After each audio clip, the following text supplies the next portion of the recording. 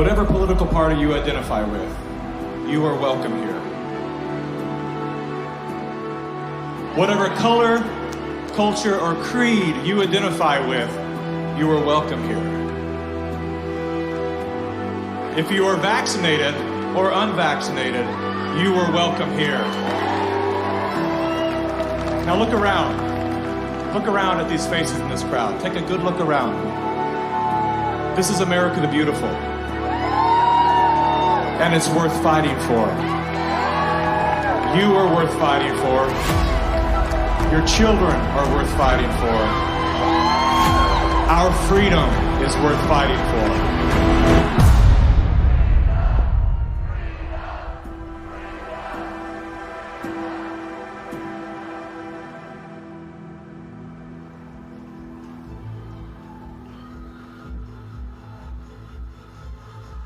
My name is Mickey Willis. I'm a father, a husband, and an investigative filmmaker. I was raised in California by a single mom who did her best to care for 4 children on her own. As a child of the welfare state, I witnessed firsthand what happens to the psyche and spirit of those who become dependent on government assistance. Had my mother known the difference between a hand up and a handout, she may have avoided the trap that kept us living on the edge of poverty, like so many people are today. Living in fear of losing her welfare assistance, Mom remained single and lonely until the day she passed, at 58 years young. Her life was cut short by a combination of toxic cancer treatments and grief. Just 34 days before she passed, her first son, my brother, was killed by a drug called AZT. Hundreds of thousands of innocent people died as a result of that prescribed poison. The pusher of AZT was none other than Dr. Anthony Fauci. The reason that only one drug has been made available, AZT, because it's the only drug that has been shown to be safe and effective. Well, it's certainly nice to know that the future looks brighter. 30 years later, there he was again. Same script, same actors, same performance. These are safe and effective products. Knowing what that man had done in the 80s and 90s, I couldn't believe he was still in a position of such power.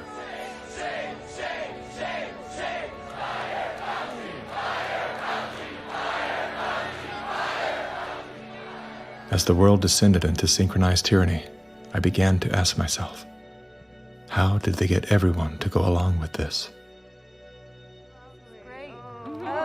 Feels so good. I know. Obsessed with finding the answer, I began studying every moment in recorded history where masses of people devolved into a state of self-destruction.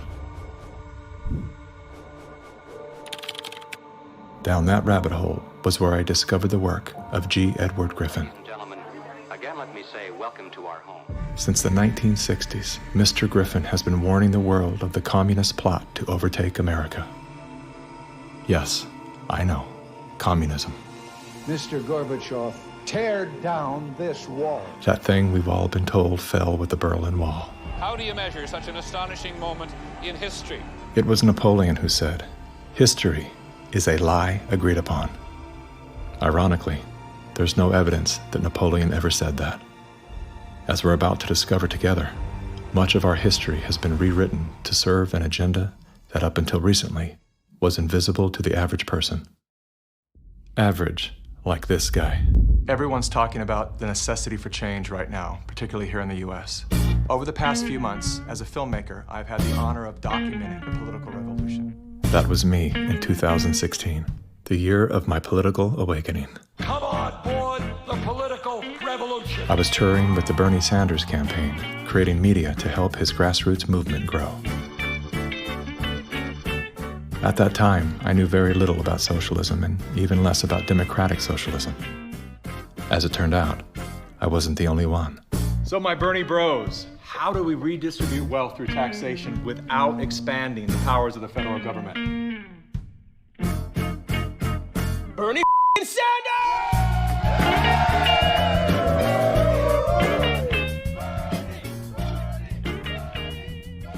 As confusion set in, I began turning my questions inward. Are they hypnotized? Am I hypnotized?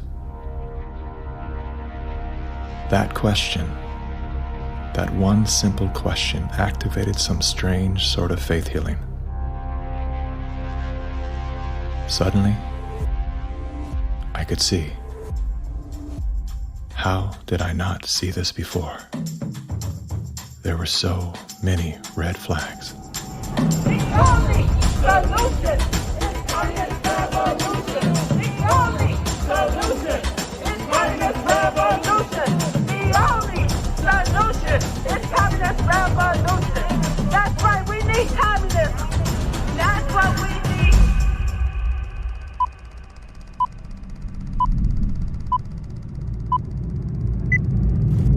I'm well aware that whether you're here in person or through the medium of motion picture, that for most of you, it's not easy to fit meetings of this kind into your schedules. But the fact that you are here indicates that you do have an interest in the subject. So in order not to waste any of your time, let's dispense with the usual preliminaries and get right down to the business at hand. We're going to examine in quite a bit of detail the communist theory and practice of revolution, particularly as applied to the United States. Now, this will not be something dreamed up out of thin air. This will be the strategy as taught by them and advocated by them in their own manuals, in their textbooks, and in their schools. The new program of the Communist Party on this subject has this to say. The term socialism describes but the first stage of a new society that in its full development is called communism. Socialism is a transitional stage. Jim Carrey, everybody. I went out today and bought me some freedom-friendly Nikes. Yeah, that's right. As a salute to Colin Kaepernick, to Nike, congratulations on your fantastic choice. Thank you so much. Well, it's good to be back it's in great to dystopian America. The Republicans are running with the word socialism. They're trying to say... They're trying to scare people. Scare people. It's communism. It's Venezuela, Trump says. We're going to be living in Venezuela. I grew up in Canada. I'm here to tell you that this bullshit line that you get on all of the political shows from people is that it's a failure. The system is a failure in Canada. It is not a failure in Canada. I never waited for anything in my life. I chose my own doctors. My mother never paid for a prescription. It was fantastic. And I just got back from Vancouver, and I keep hearing this, like, Canadians are so nice. Canadians are so nice. They can be nice because they have health care.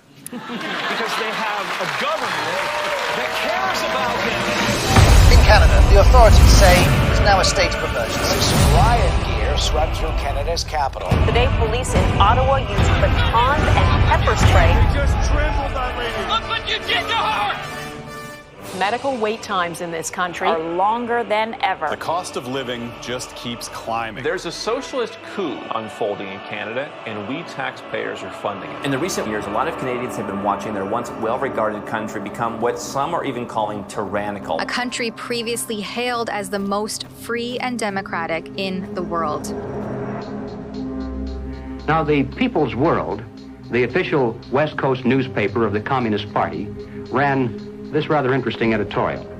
What is needed now is an effort that begins to approximate the magnitude of the problem. As a minimum, such a program should demand massive emergency action by the federal government. The federal government has invoked the Emergencies Act. As of today, a bank or other financial service provider will be able to immediately freeze or suspend an account without a court order. If you are involved in this protest, we will actively look to identify you and follow up with financial sanctions and criminal charges. Banks have already started to freeze the accounts of people involved in the protests. Please get out.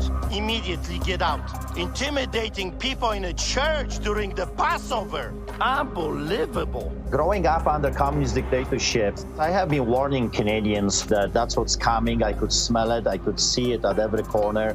We will not put up with this anymore. We are fighting back. Protests, public protests, are an important part of making sure we're getting messages out there, but using protests to demand changes to public policy is something that I think is worrisome. Okay. So here we have the Prime Minister of Canada saying that, yes, we have a highly functioning democracy and they have the right and freedom to protest. However, if those protests are used to demand change in government policy, then no. The small fringe minority who are holding unacceptable views that they're expressing.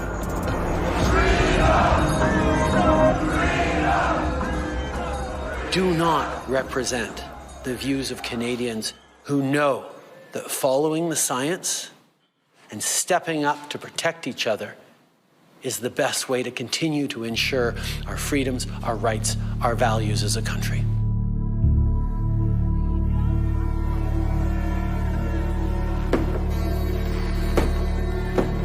Liberal Prime Minister Justin Trudeau claims to be following the science, but Trudeau's science often comes in the form of this bizarre authoritarian technocracy. I think that Justin Trudeau stepped on the landmine when he weaponized the banking system in Canada against the truckers. Those peaceful trucker protests, their most violent act was honking their horns. And in retaliation, they had their access to their bank accounts, and anybody that supported them in any way had their access to bank accounts eliminated. And at that moment in time, we all came to realize what was really going down. Even with Sun TV watching for any slip, he was asked which country he most admired and referred to China. There's a level of admiration I actually have for China because their basic dictatorship is allowing them. I applaud China for stepping up. I applaud Canada. You can tell what I'm thinking. A prime minister who openly admires the Chinese basic dictatorship, who tramples on fundamental rights by persecuting and criminalizing his own citizens as terrorists just because they dared to stand up to his perverted concept of democracy, should not be allowed to speak in this house at all. Mr. Trudeau, please spare us your presence. Thank you. Canadians know where I stand. This is a moment for responsible leaders to think carefully about where they stand and who they stand with. While Justin Trudeau makes a compelling case study, he is not the only dictator on the rise. Under the new rules provided by the COVID-19 emergency, many other elected leaders were empowered to show their true colors. Interesting how they all marched in perfect lockstep while chanting the same slogans. This pandemic has provided an opportunity. Here we are now with an economy in crisis, but with an incredible opportunity. It's certainly a major crisis, but it also offers us a unique opportunity. Unprecedented opportunity to rethink and reset. The great opportunity for reset. Opportunity for us to reset. For a reset. It's almost as if they all attended the same school of thought and studied under the same professor.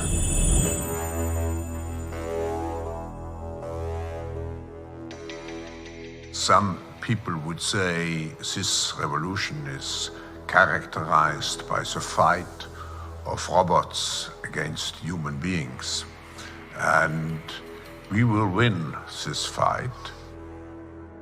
Professor Klaus Schwab was born in 1938 in Ravensburg, Germany, where Nazi crimes against humanity were committed. His father, Eugene Wilhelm Schwab, was the managing director of Escher Weiss Ravensburg, a company that used slave labor to manufacture weapons of war for the Third Reich. While Klaus's father was at the helm, the Nazi Party awarded Escher Weiss Ravensburg the title of National Socialist Model Company. Years later, Klaus Schwab joined the board of directors at Escher Weiss Ravensburg, where he played a key role in the development of South Africa's nuclear weapons program during the darkest years of the racist apartheid regime. Today, Klaus Schwab is the founder and executive chairman of the World Economic Forum. If you'd like to meet the people who are supposed to repair the state of the world, or give a piece of your mind to the bankers who helped get us into this mess, we can tell you where to find a lot of them. the World Economic Forum. Founded in 1971, the World Economic Forum is an international private organization which receives billions of tax-free dollars from its members and their global enterprises. Every year, the WEF brings together its members with world leaders, big pharma executives, tech titans, Hollywood celebrities, media personalities, and internet influencers to meet in the secluded mountains of Davos, Switzerland. It is a tiny town folded into the Swiss Alps, a village where you could bump into Bill Clinton, Bill Gates, the head of Google, and the Queen of Jordan, all in one place. A lot of reporters cover the forum, but few get inside. It turns out there are two Davoses, one you see and one you don't. After hours, there are hundreds of private parties where deals are done. People who can't be seen together in public can meet here. Your Royal Highnesses, Excellencies, distinguished heads of state and government, the future is built by us, by a powerful community as you here in this room. Klaus Schwab, the founder of the WEF, is particularly upfront and even proud of his ability to shape and influence world politics. I created the community of global shapers as a means, as a force to shape our common future. And of course, their Global Young Leaders program is a grooming ground so that when they ultimately infiltrate cabinets, We penetrate the cabinets. they will likely tend to govern a certain way. Nobody will be safe if not everybody is vaccinated. The names and the countries he mentioned ended up being some of the most dystopian and authoritative during this pandemic. Names like Ms. Merkel, Vladimir Putin, and so on. Other names, Jacinda Ardern, Sebastian Kurz, Mauricio Macri, Mark Zuckerberg, Jack Ma, Gavin Newsom, Stéphane Bancel, Chelsea Clinton, Leonardo DiCaprio, Sanjay Gupta, Dr. Leana Wen, Alexander and Jonathan Soros, George Soros' sons, and several of the Rothschilds. And of course, Now, who could represent such a world better than you, Prime Minister? In 2014, Klaus Schwab called for the Great Reset, We need a great reset. which he positioned as the solution to the world's most urgent issues. The dark reality of Schwab's agenda is detailed in his best-selling book, COVID-19, The Great Reset. His endgame mission is to replace independent governance with a top-down controlled, one world government and a central bank-controlled digital currency. When they say, you'll be happy, what they mean is, you'll be enslaved.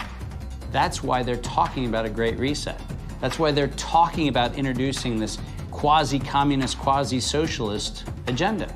They know we've run the course where we cannot continue down the path of the ever-increasing indebtedness because we have a generation that quite literally cannot afford to buy a house. Millions of Americans are priced out of buying a home. And so it's easy to tell that generation, we're going to forgive your college debt, Student debt relief. and set your expectations lower. You're going to rent forever. We're going to celebrate the tiny house movement. We're going to do all of these things which sound cool because they're shaping our narrative so that we become capable of expecting less. What we need to do is not expect less. We need to remove inefficiencies so we can experience more. And that's the subtle distinction that the Great Reset is missing. Like most globalists, Schwab regards communist China as a shining model of how he intends to transform the world. We now welcome His Excellency Xi Jinping. China has made significant economic and social achievements under your leadership. Chinese influence on global affairs is growing. The founder of the World Economic Forum, Klaus Schwab, says that this is what motivated the group this year to invite President Xi Jinping to deliver the keynote address in Davos. Schwab said Xi's presence was a sign of the shift from a unipolar world dominated by the United States to a more multipolar system in which rising powers like China will have a step up and play a bigger role. I think it's a role model for many countries, but we have to go one step further. It's a systemic transformation of the world. Artificial intelligence, the metaverse, synthetic biology, our life in 10 years from now will be completely different, and who masters those technologies will be the master of the world. Similar to his protege, Justin Trudeau, Klaus Schwab makes a fascinating case study. Yet he too is merely the master of his own world. Economic Forum. Science is replacing evolution by natural selection with evolution by intelligent design. Not the intelligent design of some god above the clouds, but our intelligent design and the intelligent design of our clouds. The IBM cloud, the Microsoft cloud, these are the new driving forces of evolution. Today, we have the technology to hack human beings on a massive scale. And by this I mean that if you have enough data and you have enough computing power, you can understand people better than they understand themselves, and then you can manipulate them in ways which were previously impossible. You know, the whole idea that humans have this soul or spirit and they have free will, that's over. Now, how exactly will the future masters of the planet look like? This will be decided by the people who own the data.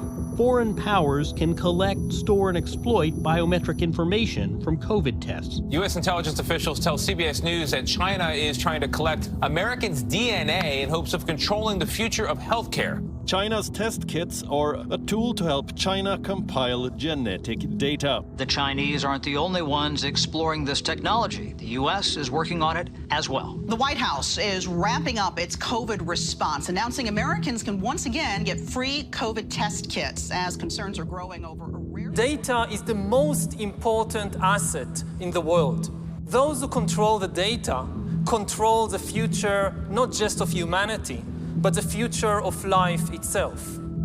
Everywhere she goes, Ouyang Haoyu is followed. What she buys, how she behaves, is tracked and scored to show how responsible and trustworthy she is. It's called the social credit system. A person's reputation is scored on a scale of 350 to 950. It's big data meets Big Brother, expanding how the government monitors, understands, and ultimately controls its 1.4 billion citizens. A good score brings benefits, but people with low scores lose rights.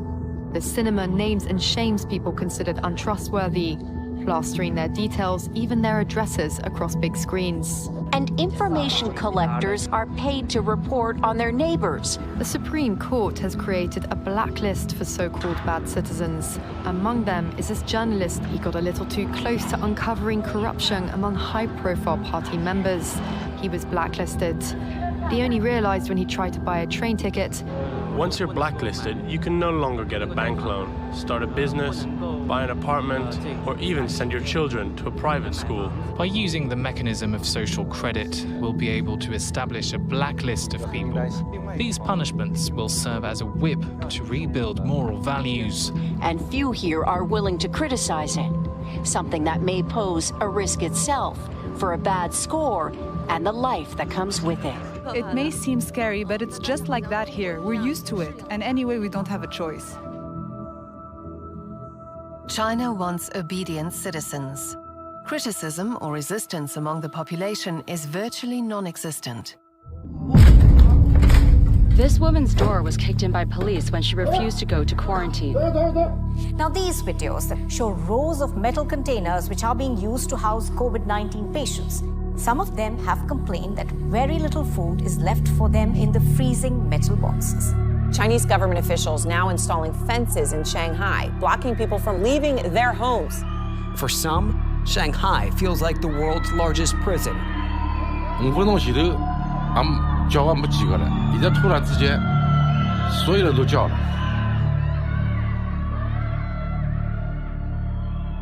How does a handful of autocrats gain total control over a population of 1.4 billion? I have 2 master degrees, one in clinical psychology, one in statistics. And at the beginning of the crisis, I started to study the statistics a little bit. The initial mathematical models and the initial statistics all had dramatically overrated the dangerousness of the virus. That was the moment when I started to think how it was possible that an entire society and an entire population was in the grip of a narrative which in many respects was blatantly wrong. After a few months it became clear to me that the only mechanism that could explain what was happening in society was what is usually referred to as mass formation.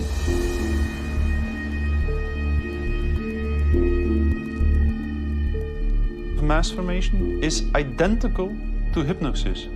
And this term refers to a specific kind of group formation, which has very special characteristic effects at the level of individual mental functioning. And one of these effects is that an individual that is in the grip of mass formation typically lose every capacity to take a critical distance from what they believe in, from what the group believes in. You would think it would be people with lower IQs that would be more susceptible to this, but it seems to be the other way around. Are you seeing this? I have seen this, and it does seem to be predicted by educational status and IQ.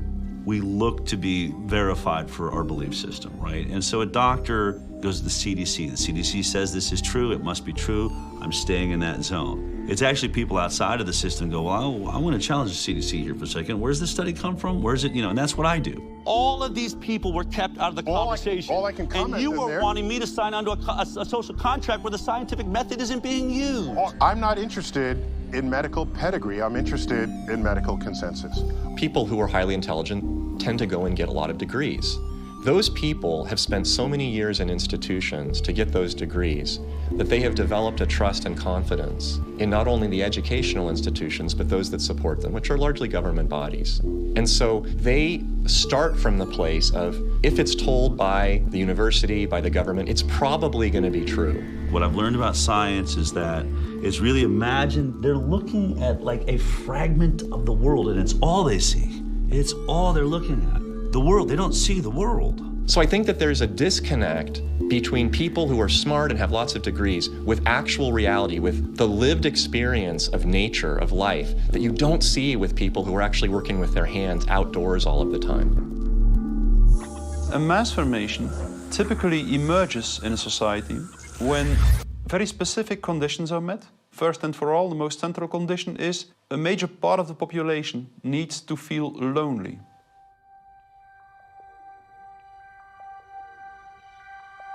Doctors say the very rules to keep people safe from the virus are doing great damage when it comes to anxiety, depression, and even suicide. And now everyone is suffering, but children are particularly at risk. The real pandemic here is the psychological warfare that's being waged on every single human being. See, if you take a human being and you put them in a chronic fear state, and you couple that with human isolation, what happens is they psychologically decompensate and live in such emotional pain that they will gravitate in an irrational way to anything that you promise them will alleviate that pain. Once people feel disconnected from their environment, they will typically start to experience a lack of meaning-making in life. And under these conditions, if a narrative is distributed through the mass media, indicating an object of anxiety, and a strategy to deal with this object of anxiety, they suddenly, connect to one small object of fear, for instance, the coronavirus, and afterwards, people don't feel lonely anymore. They feel connected again. Let me hear it if you've had the Pfizer vaccine. Let me hear it from Moderna, AstraZeneca. Let's hear it from the anti-vaxxers.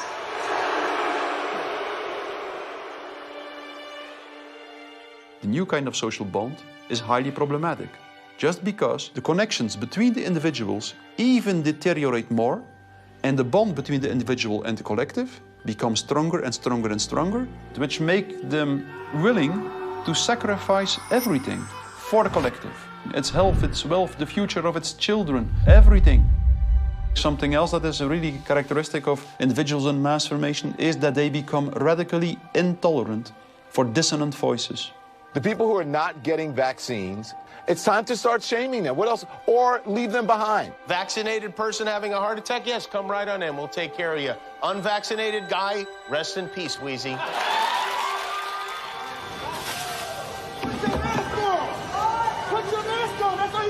We have to stop coddling the morons who will not get the shot. Get away from me, Put it please. on. Does it bother anybody else that she doesn't have to wear a mask that we all do? When are we going to stop putting up with the idiots in this country? You're a schmuck for not wearing a mask. And just say it's mandatory to get vaccinated. Screw your freedom. People who do not go along with the masses are stigmatized, and in the end, the masses are inclined to destroy the people who do not go along with them. And they do so as if it is an ethical duty to do so. Getting good people to do bad things, harmful things, while thinking they're good things, it's a dangerous place to be because it looks great. You feel great while you're being used. They will sacrifice themselves, and they see it as a virtue because it demonstrates their complete obedience to the cult, to the group, to perform ritualistic behavior which causes them harm. One of the most clear illustrations of this was when the leaders of the Communist Party in the Soviet Union were sentenced to death, often tortured to death. They did not object. They said things like, if this helps the Communist Party, it's my pleasure to do it.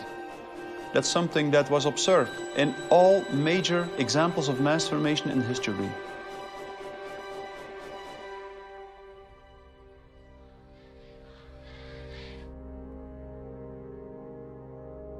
I was born in Communist China 2 years before Mao started his Cultural Revolution.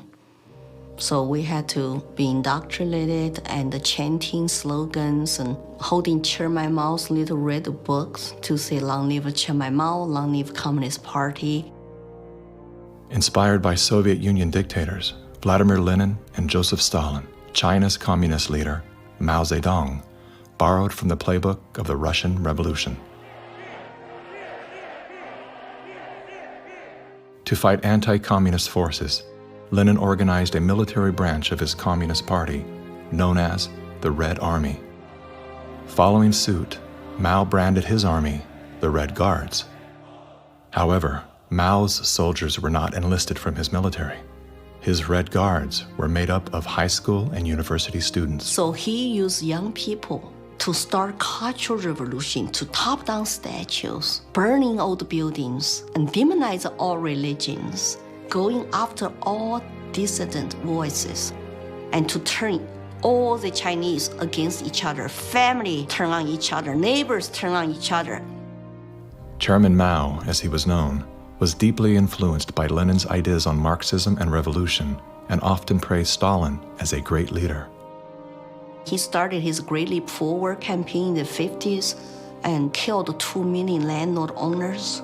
40 million to 60 million people estimated starving to death. The people were trading their children's dead bodies to eat, to survive. Cannibalism was everywhere.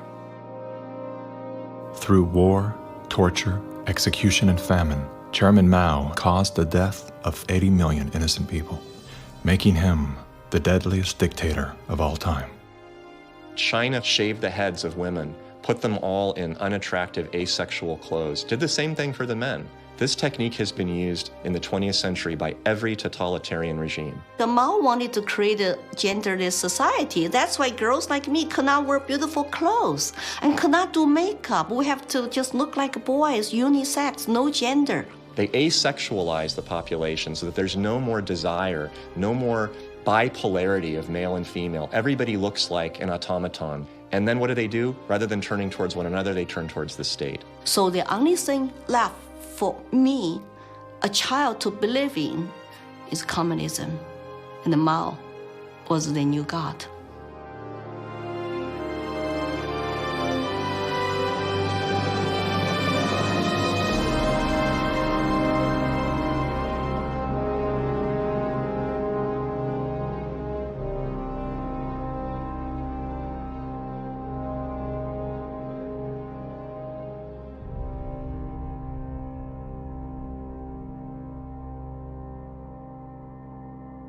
Now, in China, the government is not only cracking down on Muslims, but on other religions as well, as it pushes to assert communist ideology. Here's something else that is banned in China: Falun Gong, a religious movement that emphasizes on spiritual enlightenment and cultivation of virtue. 5,000-year-old Chinese civilization were founded on faith. Communist regime is atheist. So any philosophies which encourage people to believe God, believe good things, it's something they don't like. I decided to escape China after serious persecution I have experienced. Under this pretext of COVID-19 coronavirus, the Chinese Communist Party has intensified its persecution.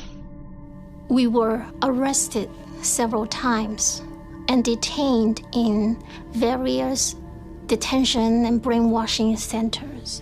Over the past few years, a vast network of camps has been built across Xinjiang. A series of classified bulletins show how easy it is to be singled out by the Chinese government for education and training. The U.S. Defense Department says as many as 3 million are being forcibly detained in re-education and forced labor camps. China calls them thought transformation camps built to prevent extremism from spreading, but reports indicate they're more like prisons. When I was detained in a detention center, I was handcuffed and hung over a radiator pipe with my toes barely touching the ground.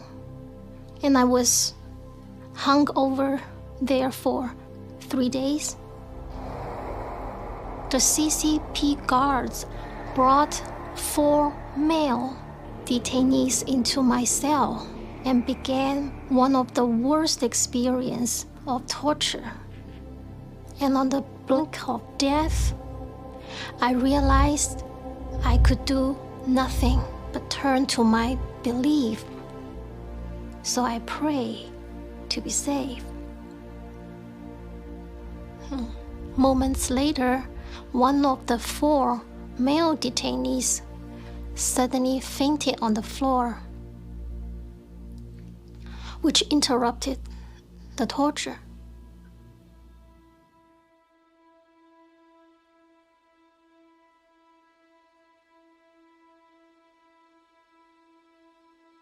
I left China because my parents were heavily persecuted for their practice of Falun Gong.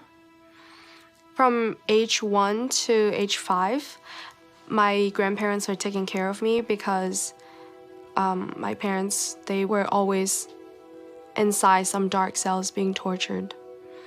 My first clear memory of my mother, I was brought to a brainwashing center and saw her being tied up to a chair with like people behind her guarding her, and she had a very thick plastic tube inserted into her nose, and she was being force-fed at the time. She just looked like she was in so much pain, and I was 5 at the time. It's just very traumatizing.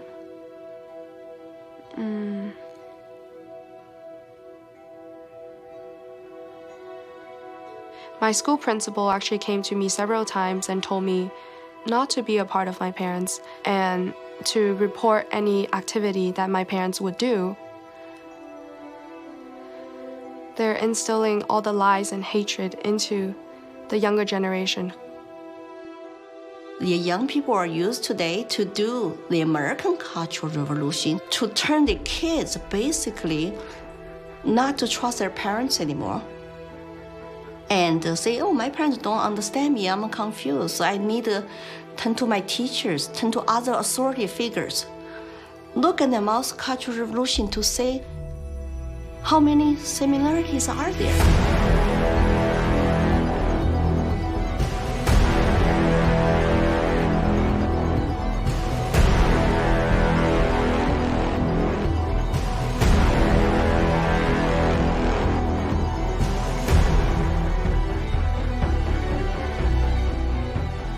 Communism will win. That's not a joke. That will happen. You are happy with what was happening in the USSR between 1917... critique of it. That's what we're Maoists. We make a critique of it in order to improve socialism the next time it comes around and throws people like your ass into a labor camp. Yesterday, I asked ChatGPT, are there any similarities between today's woke revolution and Chairman Mao's Cultural Revolution of the 1960s? And it wrote back, how long do you have? We recognize that government is absolutely necessary for an orderly society. But following the dictum that government, like fire, is both beneficial and dangerous, we believe in the concept of limited government. And we believe that the constitutional republic created by our founding fathers is the best form of limited government that has yet been devised by man. A republic is a limited democracy. It's a form of government based upon the principle of limited majority rule. Limited so that the minority, even a minority of one, can be protected against the whims and passions of the majority. Now, democracy is a form of government based upon the principle of majority rule. It's easy to understand, easy to sell to the masses, and, I might add, deadly. The fathers of philosophy, Socrates, Plato, and Aristotle, were all staunch critics of democracy.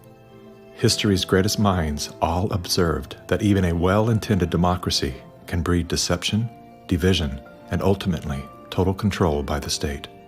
Aristotle wrote that democracy is not just the rule of the majority. Democracy is a system in which the majority is in charge, respecting the basic elementary rights and principles of minorities. If not, democracy becomes a tyranny of the majority. Socrates himself became a victim of this very process. He was sentenced to death by a majority vote for protesting the rights and protections of the minority. This country was founded on the principle that the individual is sovereign over the institution of government. And it's about a philosophy of governance that says that you are a free individual, or a philosophy of governance that says you're serf and you're subject. We have inalienable rights just by virtue of being human. And so their primary responsibility as the government is to protect those rights. These aren't rules to govern me, they're rules to govern the government. Like what you are and are not allowed to do to me.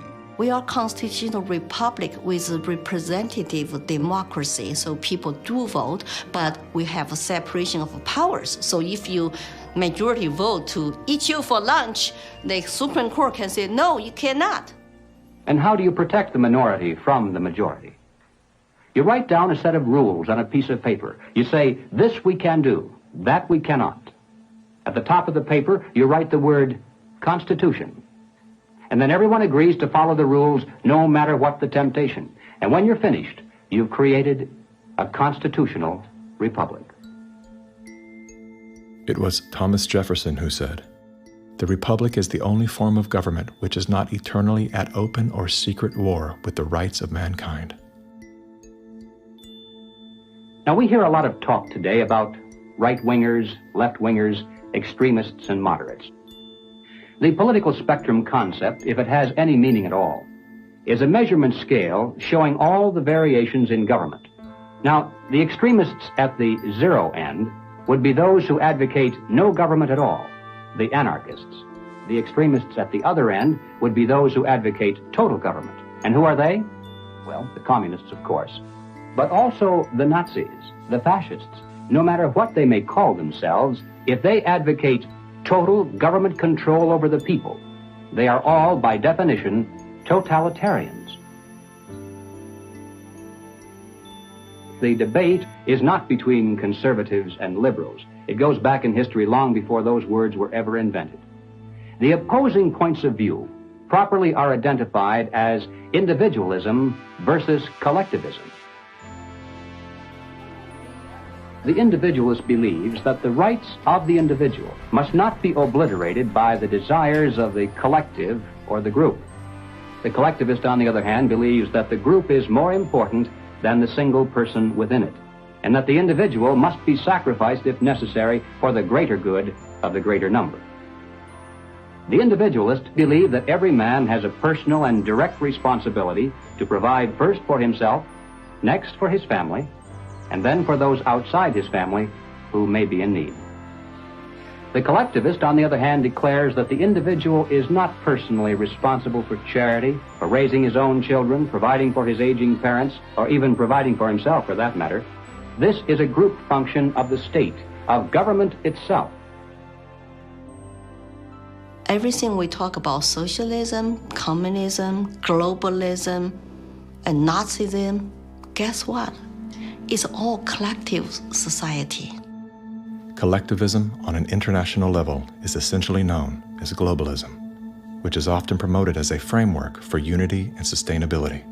Under the guise of philanthropy, the leaders of the globalist movement leverage every possible crisis to advance their plan to replace national sovereignty with a one-world government. We are confronted with so many crises simultaneously. What does it need to master the future? It is the globalists who are behind the destructive new methods of control, like ESG, the acronym for Environmental, Social, Governance. Similar to China's social credit score, ESG is a ranking system that tracks a company or country's carbon footprint, as well as its commitment to diversity and inclusion. A low ESG score can lead to severe consequences, including reputational damage, legal and regulatory actions, and loss of investors and bank credit lines. Within the last decade, numerous nations and thousands of major brands have been coerced to adapt to the ESG program, and today, many of them are paying the price. In 2018, the World Economic Forum published an article on its website entitled, "How We Will Make Sri Lanka Rich by 2025. That article was removed once it became known that food prices in Sri Lanka had nearly doubled and that millions of their citizens were facing starvation. Now, what caused this? Farmers protested and asked the government to work with them on slowly improving farming practices to be more environmentally friendly rather than implementing harsh bans. But the government was more interested in maintaining a high ESG score with its creditors like BlackRock. As a result, food production dropped drastically, with farmers expecting crop losses of 85%. The country had to begin spending money on importing food when it was previously self-sufficient. Sri Lanka is a cautionary tale. What's happening there could be a foreshadowing of what's in store for us if we don't take heed and learn some lessons. The Dutch government was one of the first to sign on to the ESG system. Dutch farmers pleaded that the rush to adapt to extreme new regulations would result in the destruction of the country's food supply. The Netherlands is the second largest agriculture exporter in the world, earning the title of the tiny country that feeds the world. A collapse of their system could trigger a global food crisis. Yet, the Netherlands Prime Minister continued to persecute Dutch farmers until they were forced to revolt. Where do you find still such a prime minister in the world? You find it in the Netherlands, and it's Mark Rutte. And remember, too, the Netherlands is the pilot program of the World Food Hubs, and the World Economic Forum has assigned to the Netherlands what they call this Global Secretariat, using, ironically, a communist term for it. Klaus Schwab's golden pin-up boy, Prime Minister Mark Rutte, is busy fulfilling the agenda of the World Economic Forum's Great Reset by turfing farmers off their own land. Perhaps the most important lesson I've learned in my years as Prime Minister of one of the world's most outward-looking trading countries is that national interests are often best served by international cooperation. Schwab has sold this idea because they're up against the wall. Okay, you have all these governments that are basically broke. So what will happen is if they defaulted, then all the people who have lost their pensions, they've counted on it, and they're going to be storming their palaces with pitchforks. Schwab has sold the idea that, well, we go towards Marxism and you can still retain power. None of these net zero climate schemes work without massively disrupting or even destroying the lives of the little people. If you think about what created wealthy people wealthy throughout the many years of our human history, it was the ownership of land. And you have governments right now that are looking to take ownership of real estate, and it's happening everywhere. And you have this movement of individuals kind of going like, hey, like people should never profit off of real estate. And unfortunately, that ideology is what the government is using to take control. If we look at data from 2001 to 2015, there is a slow and steady trend towards more corporations owning single-family homes, apartments, office spaces, and less individuals actually owning real estate. Blackstone Group actually recently raised a record of $50 billion to take homes from American families. During the pandemic, when all people were ordered to lock down indoors, why did governments around the world make exceptions for mass protests? We've all heard the term fire sale. In this case, it's not a metaphor. When a community is damaged by protests, the value of local properties plummet. Investors then gobble up the devalued real estate for pennies on the dollar. In many cases, the leaders of the decimated communities receive kickbacks for allowing this transfer of wealth. Big companies and investment firms swooping in and buying up some of the only affordable homes in your neighborhood. The more you have individuals not own their own home, the more you have individuals not financially independent, creates more dependence on big financial corporations that profit off of mass people. So we are going towards a world where the people are owning nothing. I always say, like, if we don't own anything, well, who does? Bill Gates, business magnate, software developer, philanthropist, nation's largest farmland owner. Gates owns nearly 270,000. It's a reinstitution of Marxism where, communism owned all the property. In his Communist Manifesto, Karl Marx wrote, "The theory of communism may be summed up in a single sentence: abolition of private property." Karl Marx was a German philosopher and social theorist who lived in the 1800s. He is the co-author of the Communist Manifesto, which has been referred to as the Bible of Communism. His theories of class conflict and dialectical materialism were instrumental in shaping socialist and communist movements worldwide. Joseph Stalin, Vladimir Lenin, Leon Trotsky, Mao Zedong, Che Guevara, Fidel Castro, Kim Jong-un, Hugo Chavez, Nicolas Maduro, and many other communist revolutionaries have cited Marxism as the foundation of their political ideologies. Marx rejected all concepts of God, as well as the traditional family. According to members of his own family, Marx was emotionally, verbally, and physically abusive. His wife, Jenny, was plagued by depression, which was compounded by Karl's adulterous impulses and his inability to provide for his children. Despite his privileged upbringing and formal education, Karl Marx was often unwilling to work and instead relied on the financial support of friends and family.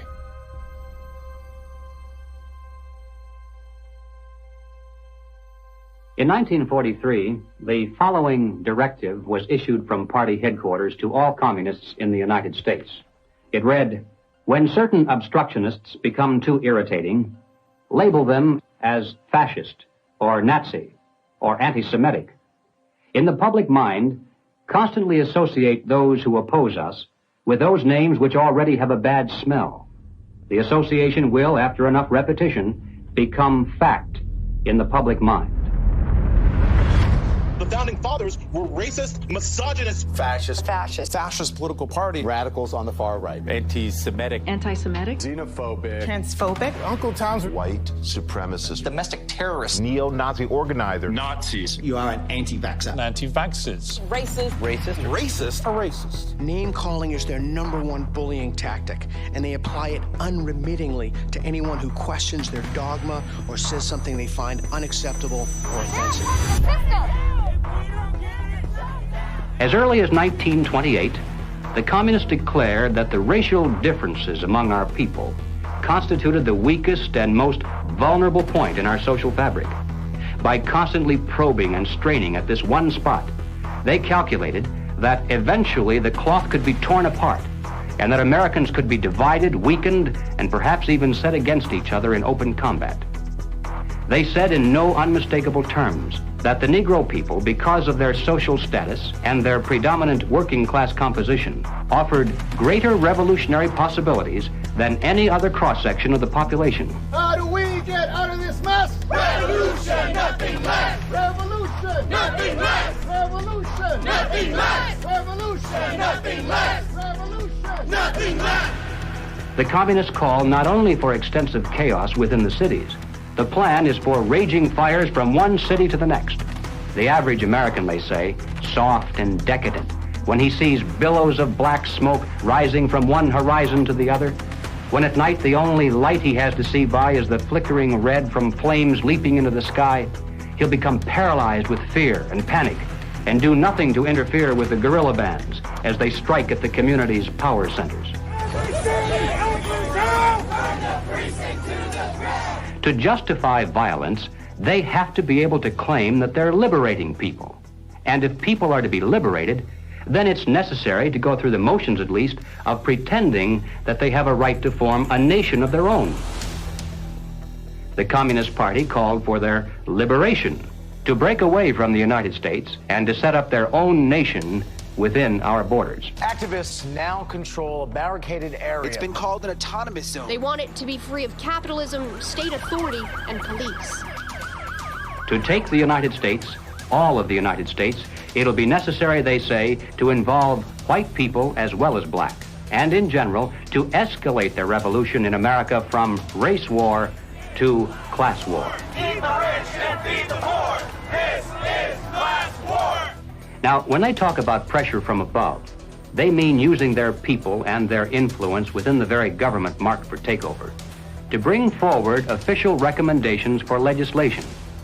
The recommendations, of course, are offered supposedly as solutions to national problems, but when passed into law, their only real effect is to vastly increase the power of government and to move the country that much closer toward the ultimate goal.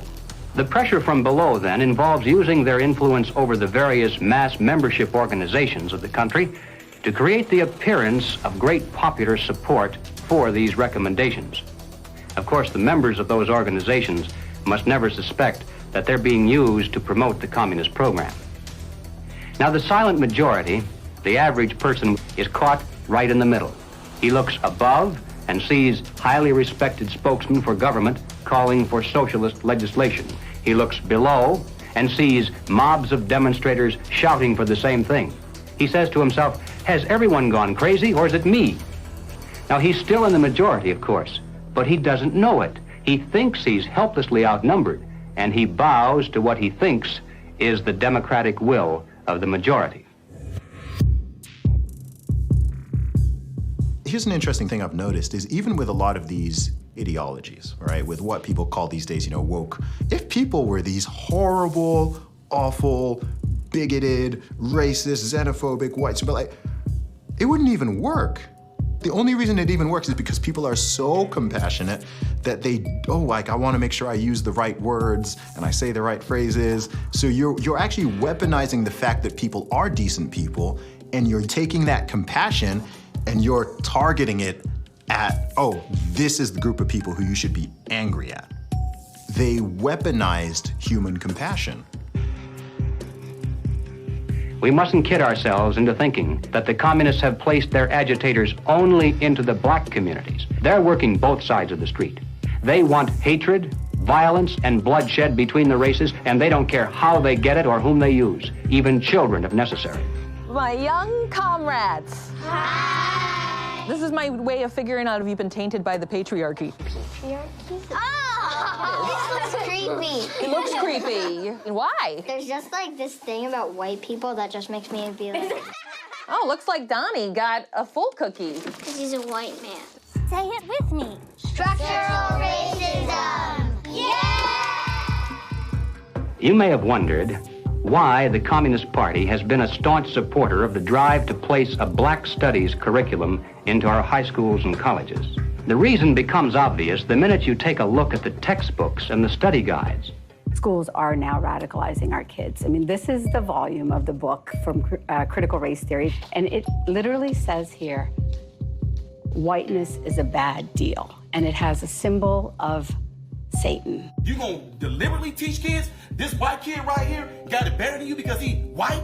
You gonna purposely tell a white kid, oh, the black people are all down and suppressed. How do I have 2 medical degrees if I'm sitting here oppressed? Not only is it in the schools, but it's in the workplace, it's throughout society. It's destroying this country. If this continues, we will look back and be responsible for the dismantling of the greatest country in the world by reverting to teaching hate and that race is a determining factor on where your destiny lies. Thank you. Sarasota School Board Chairwoman, what has been the worst of what you've had to deal with in terms of community or parental reaction? The calling of names, tyrant, Marxist, communist, and they want to move kids over to charter schools and private schools without the oversight of the state. And that's wrong. Education authorities in the United States are asking the government to use anti-terror laws and involve the FBI against parents who protest against the way their children are being taught. It identifies no fewer than 13 possible federal crimes, including making annoying phone calls. How about this one? They could be prosecuted for using the internet in a way that might cause emotional distress. Over the weekend, Democrats voted to ban gendered language in House rules. And that means no more terms like father or mother. Is the administration's official policy to replace the term woman with birthing people? Black birthing people. Black birthing people. Black and indigenous birthing people. You shifted in places from using the term mother to birthing people. Again, if we're trying to be precise in the language that's used. Mom's a pretty good word. I'm not a birth person, I'm a mother. Can you provide a definition for the word woman? Can I provide a definition? Mm-hmm. No. Yeah. I can't. You can't? Not in this context. So I'm not a biologist. The meaning of the word woman is so unclear and controversial that you can't give me a definition? Do you believe then that men can become pregnant and have abortions? Yes. Literally everything that was fought for women's rights is going straight down the drain. This environment that has been created and corrupted and manipulated does not respect women, does not respect children, does not respect men. It cares nothing for family. So that's why they have to attack mother and remove father, because she's going to protect that child, he's going to protect that woman, and they both are going to protect society. Good evening. Good evening. Thank you very much. Thank you for your service.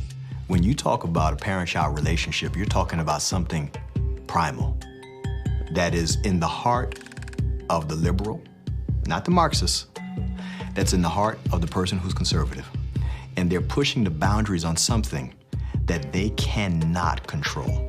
Washington State is on track to lawfully take gender dysphoric children away from parents who oppose transitioning treatment.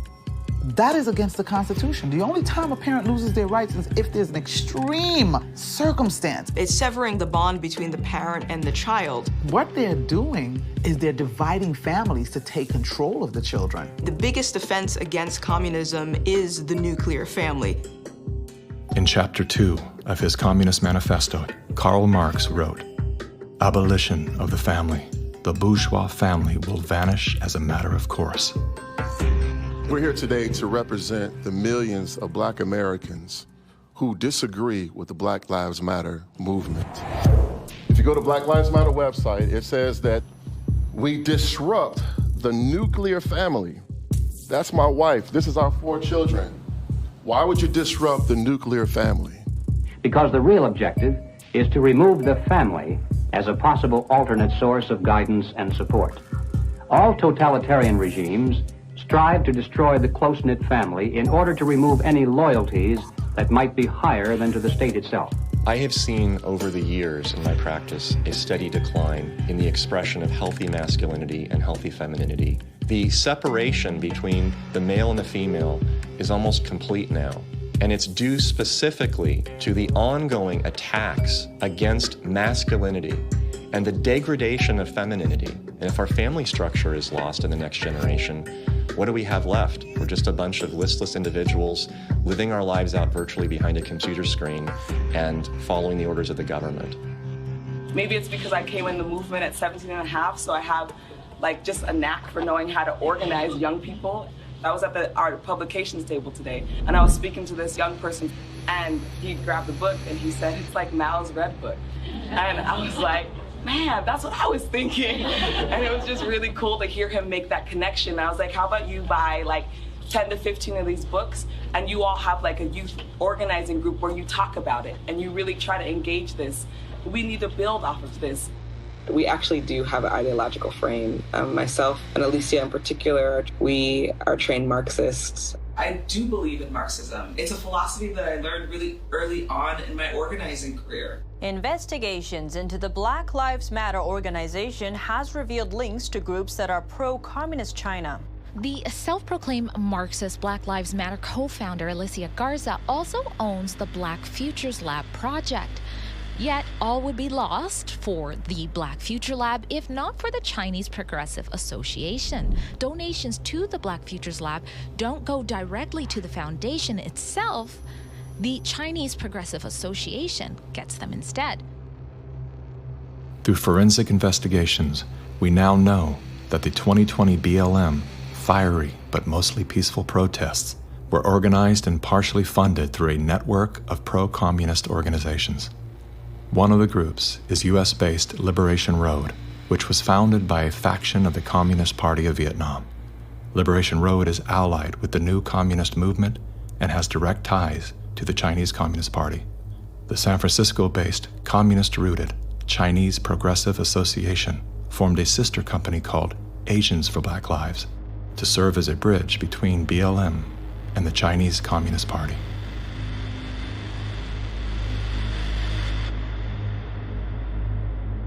I spent a lot of time with President Xi. He's deadly earnest about becoming the most significant, consequential nation in the world.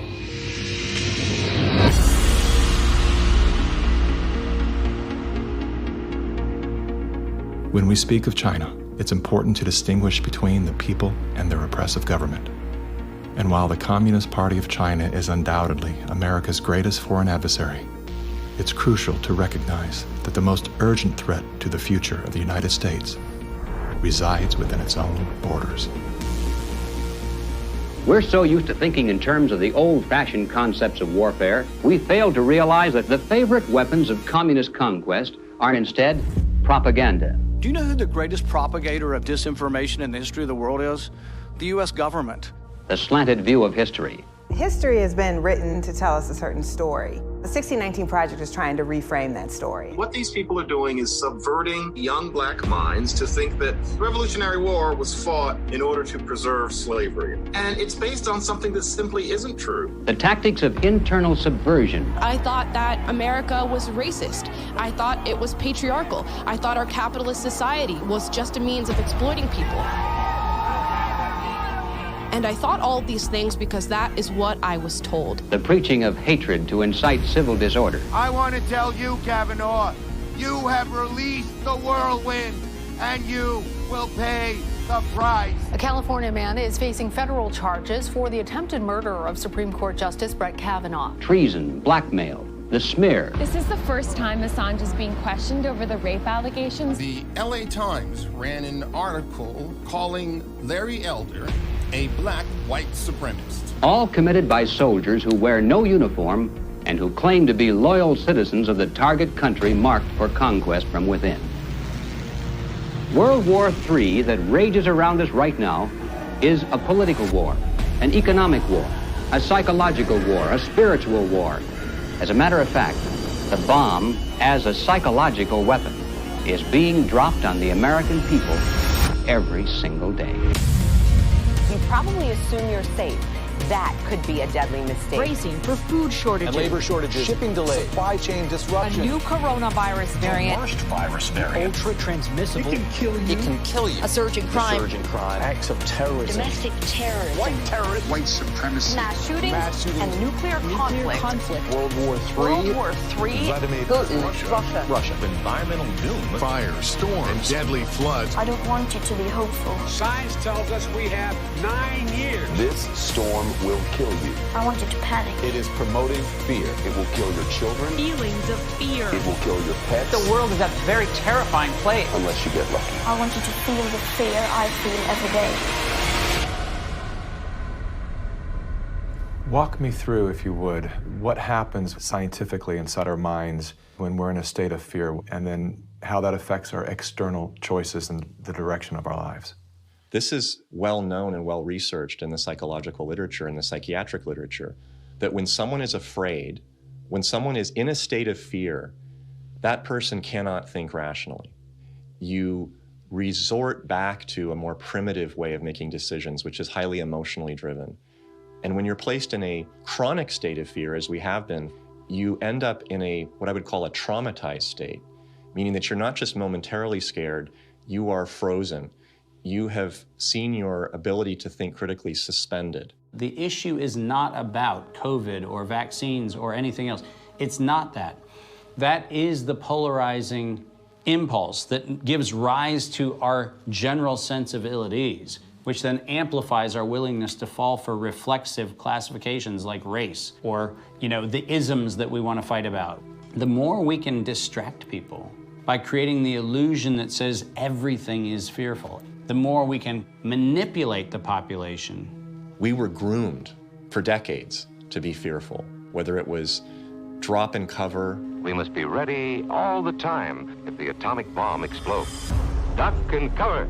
To protect against the threat of nuclear annihilation, or more recently, the impending ecological collapse of our planet in 12 years that AOC and Greta Thunberg keep warning us about. The world is going to end in 12 years if we don't address climate change. How dare you? All of these fears are grounded to some degree in reality. They're not completely invented, but they are exaggerated so greatly that we cannot actually reason through them anymore.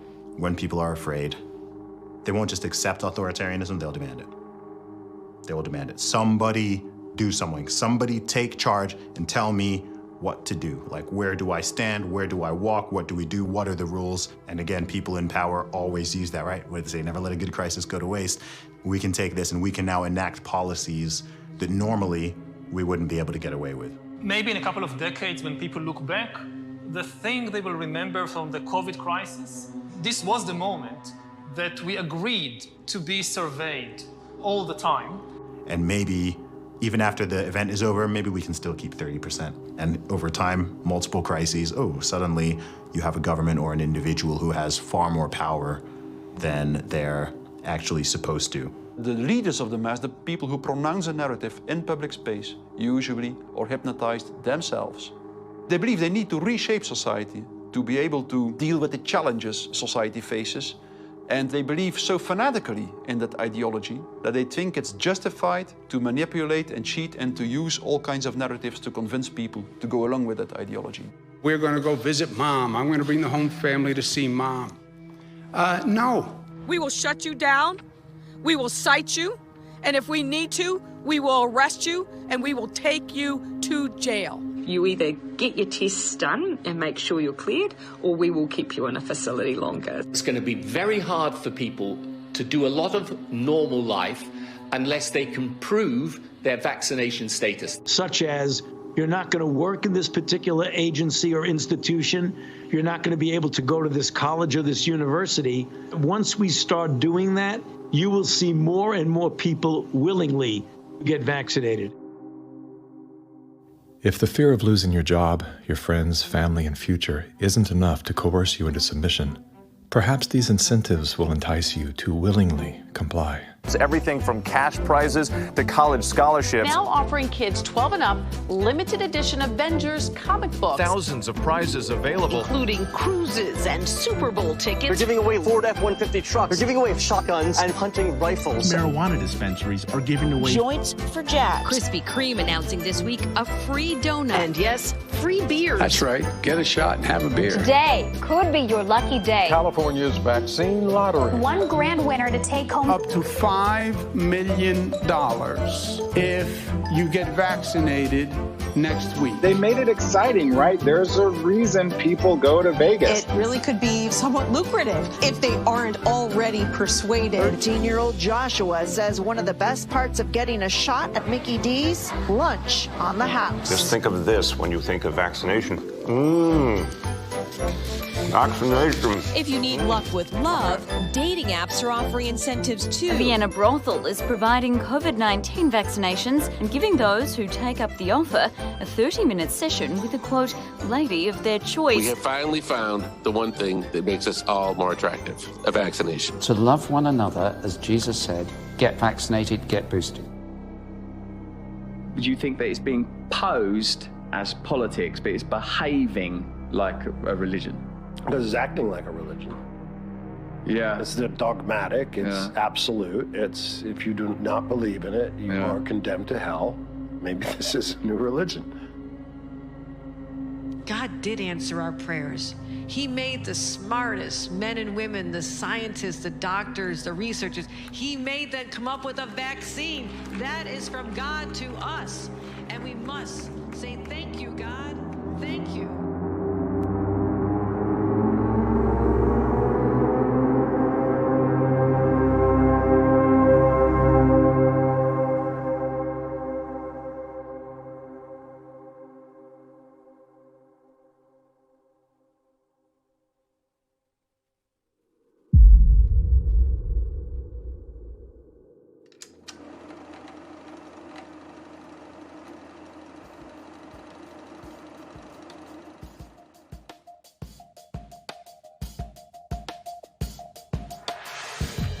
There was a time, and not too long ago, I think, when we could have pulled ourselves out of this without too great a sacrifice on the part of anyone.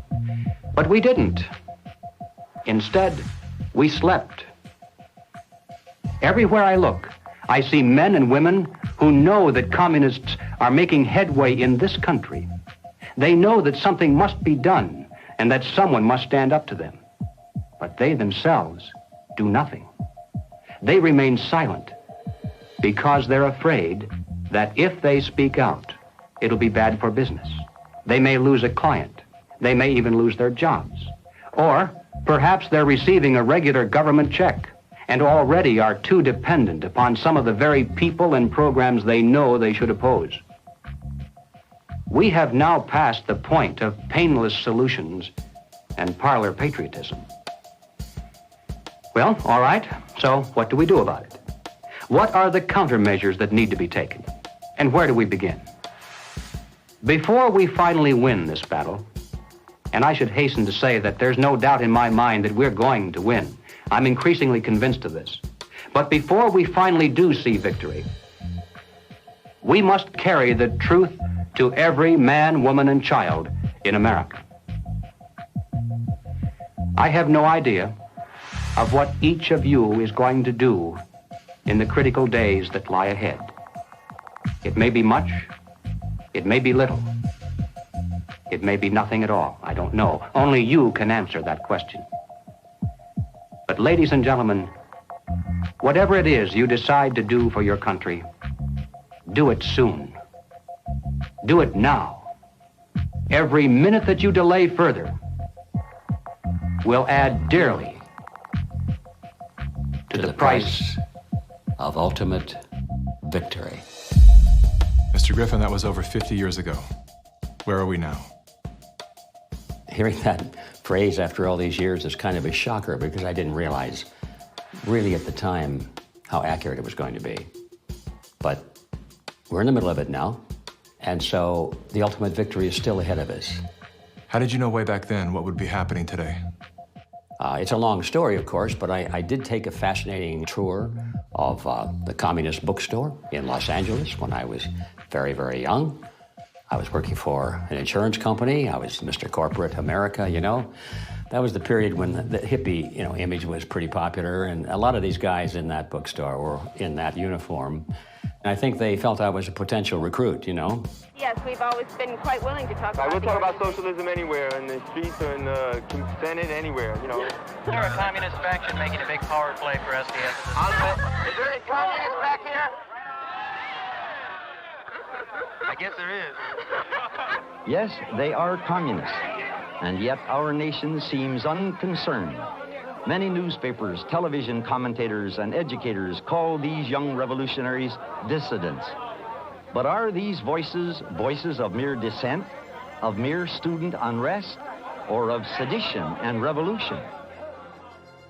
They invited me to come to their study groups, they called them. They were really the recruiting funnel, you know. And I didn't have to pretend to be interested because I was interested. I wanted to see what these guys were up to. And of course, the more I read, the more I realized that these guys were deadly serious. And so my crusader gene said, hey, buddy, you better stop worrying about the corporate ladder and making money and looking good and start doing something about it. And I'm glad I did, because after that point, my life had a meaning and had a purpose more than just self-centered. Who are some of the key figures behind this agenda? I'm not sure we can name names. We know that there are layers and layers of control and influence, sort of pyramidal in form. At the bottom level, of course, it's just all the common people. Most of them don't even know what's going on. It used to be that an invader could come in with a superior army, and people resent it, but they obey because if they don't, they get killed. Now, if they want to conquer people in this environment, they have to do it through the mind. And of course, today, after all the technology that we have, and the control over the communications and the images and the school system and the media, they have absolute control over the funnel of information that comes to the average person. And the average person, if they're not aware that there's a real war going on for their mind, they will be helpless. And as long as people are on the edge of fear, they're willing to give up their liberties and pay lots and lots in taxes. A tax on carbon. And as I passed through that idea that, in my view, the enemy is in a category called collectivism, and that's the word that applies to all of these things: socialism, communism, fascism, Nazism. All of these things are merely variants of collectivism. That is the philosophy based on the assumption that the group is more important than the individual, and that the individual must be sacrificed, if necessary, for the greater good of the greater number. That's the trick. You're doing this for society.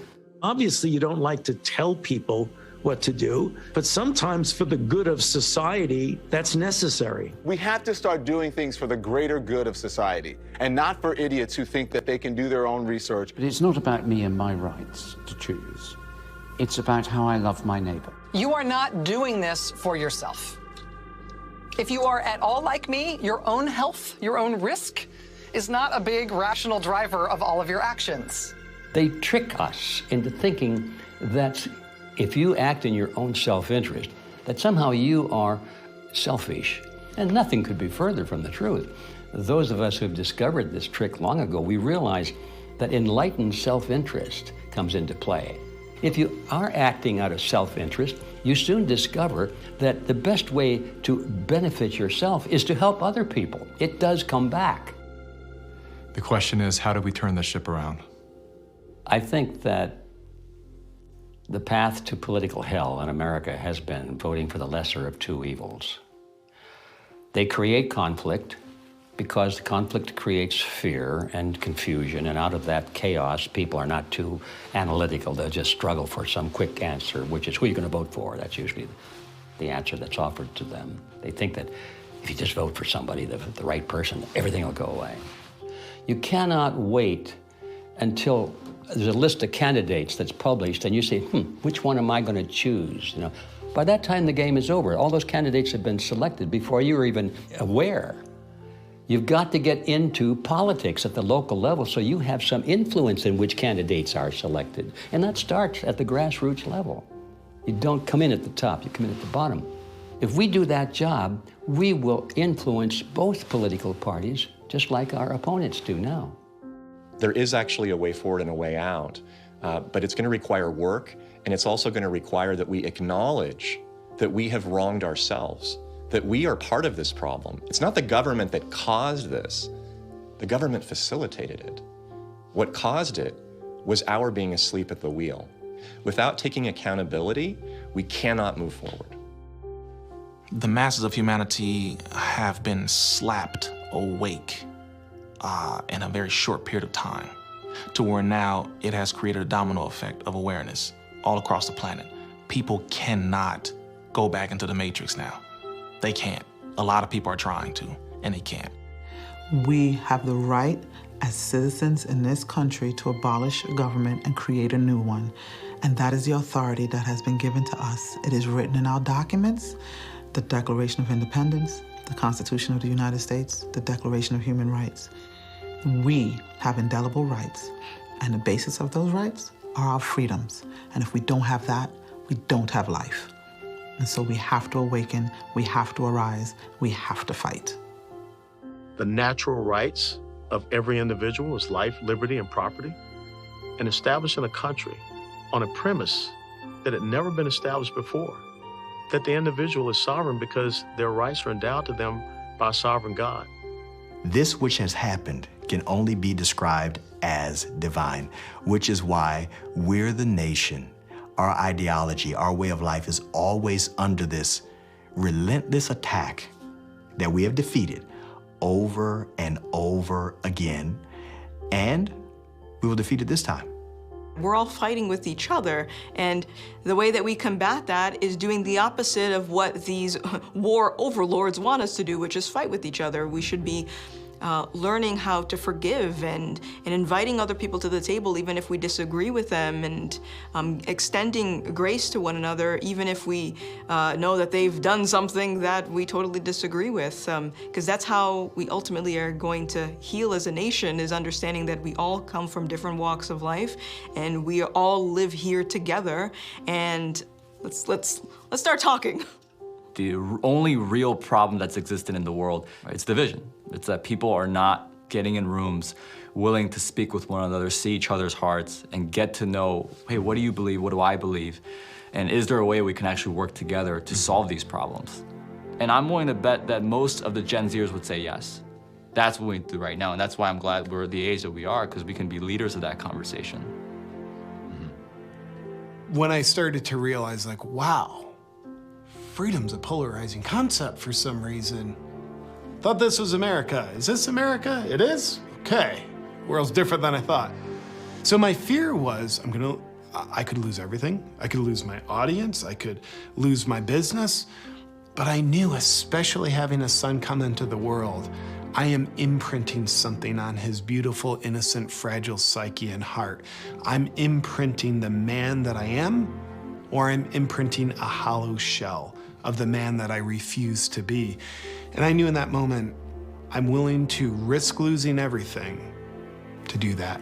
I would rather pick up cans on the side of the highway to feed my family than to live out of alignment with my truth and betray my son. Just say no. Rise up in a nonviolent way. They can't imprison everyone. They can't fire everyone.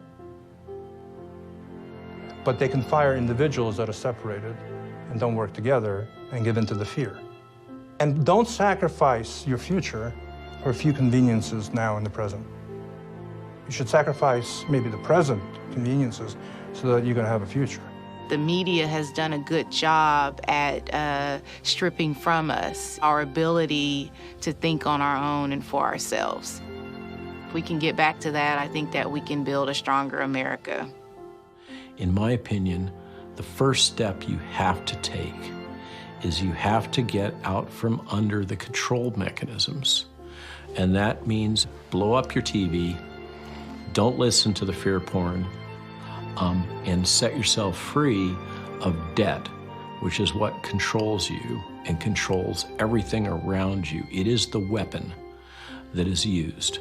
The most important thing is always that the dissonant voices continue to speak out, and, also extremely important, that they don't start to form a mass or a crowd themselves. Because that happens very easily as well, happens very easily.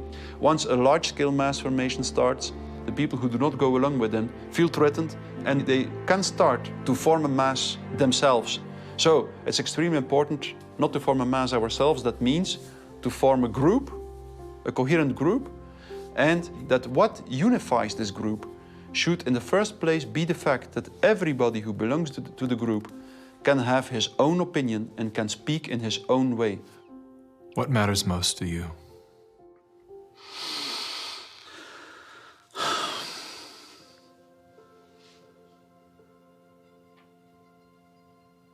I think what matters most to me is freedom. Freedom. I want as little laws as necessary to keep us from killing each other. I mean, I get it. There's crazy people out there. We have to find a balance. In the end, I want my children to live in a world where they're free to dream, to take risks, to fail, to succeed. Hardship strengthens us. We wouldn't have had the American Revolution and the beta model for the American Constitution, the beta model of a republic in the modern world, unless the tyranny of King George had been unbearable. All the good things in life usually are a result of some kind of a rebound against something that's very not good at all, very painful. I mean, I think about if someone had jumped in there and taken away my failures. I can't do what I'm doing now if someone had kept me from really hurting, really learning lessons that were hard to learn so that I would never make that mistake again. In a philosophical sense, we should be thankful for this movement that's happening, in spite of the fact that it's tragedy and it's hurting people and all that, but without it, we might just go right along in that pot and be boiled in time. But now the frog is jumping out, and we have a chance coming up here now to create a new vision, and it's going to be great. It's a bit cynical, but it is in the end good news that mass formation and totalitarianism always destroys itself in a relatively short time span. And the most important thing, of course, is that you have to make sure that the system does not destroy you before it destroys itself. Throughout history, it was always the very small minority. History has always been written by the 1% of the population. 15% of the population create history, and they follow the leadership, the thought leadership of 1%. But that 15% altogether is what changes history. And so all we have to do is reach 15% of the population. I think today, after all this time, we have more than 15%. We just have to get them together so they realize that they're not alone. And that's our task right now. I don't think our societies have taken the moment to look up and actually see and appreciate how much progress has been made in the past century. On so many different levels, we have made incredible progress. Like, what we've got here is actually great. It's imperfect, and we should still be making tweaks carefully to try to make it better. And I think that's where so much of that self-hatred or hatred of the nation or hatred of the other or whatever comes from, this lack of perspective and gratitude and inability to take a moment, chill out on the activism and go, wait, actually, okay, we've achieved a very unique and special point in history, and let's be careful with that. On that note, as Sure. a man who's traveled the world, have you experienced any nation that has course-corrected beyond their sins more than the U.S. has? No. It's sad to see Americans who live in a free country, born as Americans, and do not recognize their privileges. You are born American, a free country. You never suffered a starvation. And you need to go to other countries to find out why all the immigrants, millions of them, want to come here.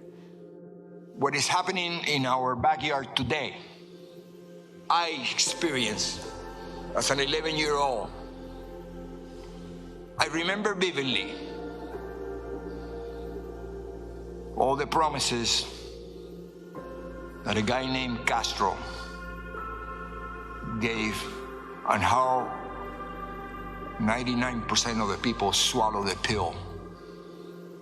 He was going to save Cuba. I remember how he promised to the farmers, to the Guajiros, that you're going to own the land. I remember all the promises that we hear today about free education and free health care and free land, and my God, no freedom. The defectors here that are speaking out against the Communist Party in China are risking their lives, and our government is not interested in listening to them or helping them in any way.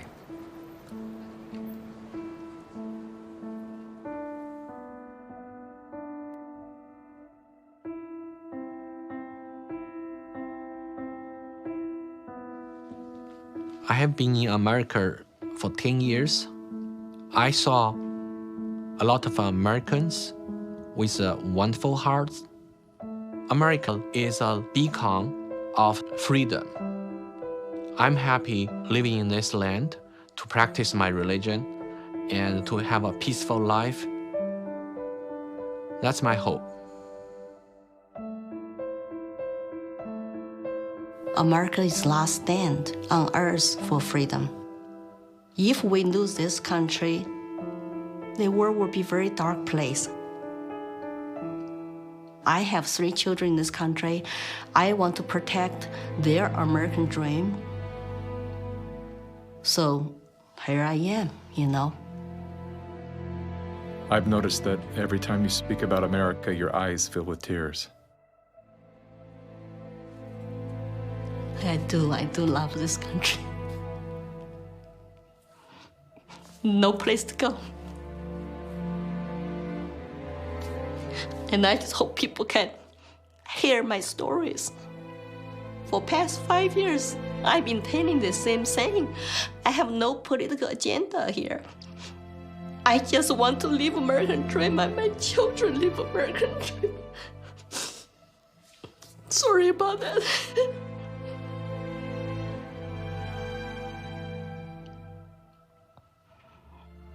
It's time to ask questions. It's time to wake up.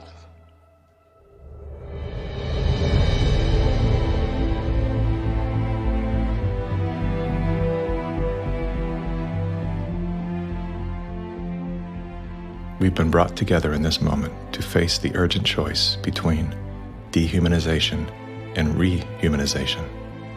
Dehumanization requires us to do nothing. Nothing other than to allow that process to continue to the point of no return. Rehumanization, on the other hand, requires action. One action: to remember. To remember what we knew as children, when everything was possible, before our attention was captured, before the conditioning set in, before our nature was denied. There's nothing new we have to learn. All we have to do is to remember.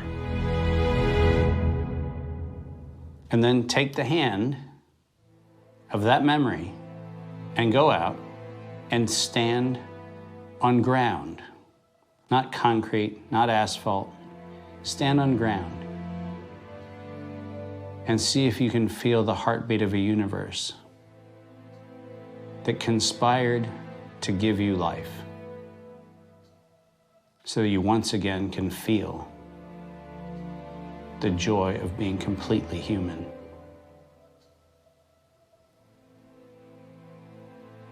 And then never forget that moment.